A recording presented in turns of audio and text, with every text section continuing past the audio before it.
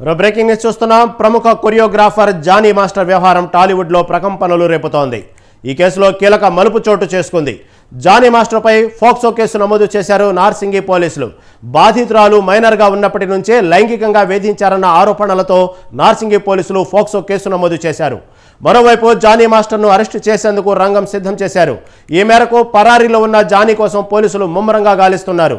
లడఖ్లో ఉన్నాడన్న సమాచారంతో పోలీసులు ప్రత్యేక బృందం లడఖ్ బయలుదేరింది.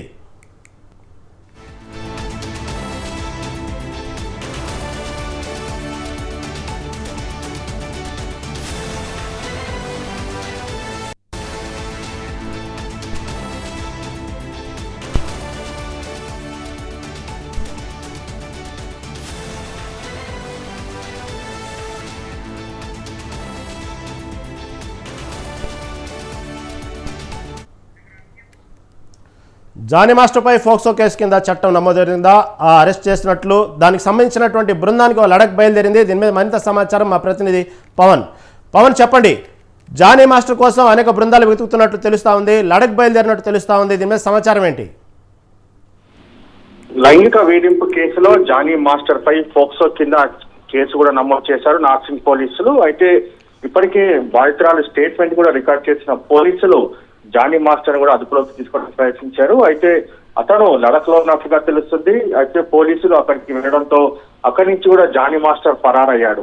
అయితే ఈ నేపథ్యంలో చూస్తే ప్రజెంట్ జానీ మాస్టర్ పట్టుకోవడానికి 4 ప్రత్యేక టీమ్స్ కూడా పోలీసులు ఏర్పాటు చేశారు. ఏర్పాటు చేసిన నేపథ్యంలో అతని పైన ఐపీసీ సెక్షన్ 376 తో పాటు బెదిరింపు కేసు 506, గాయపరచడం 323 కింద కూడా కేసు నమోదు చేశారు.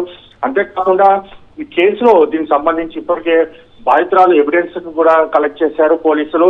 ఈ నేపథ్యంలో జానీ మాస్టర్ ని అరెస్ట్ చేసేందుకు కూడా 4 టీమ్స్ కూడా పూర్తిగా గాలింపు చర్యలు కూడా చేస్తున్న పరిస్థితి చూస్తున్నాము.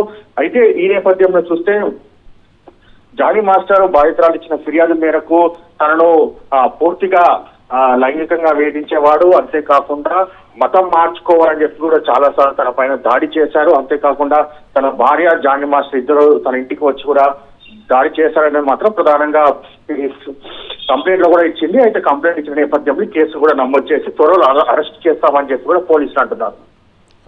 Okay right Pavan, thank you for updates.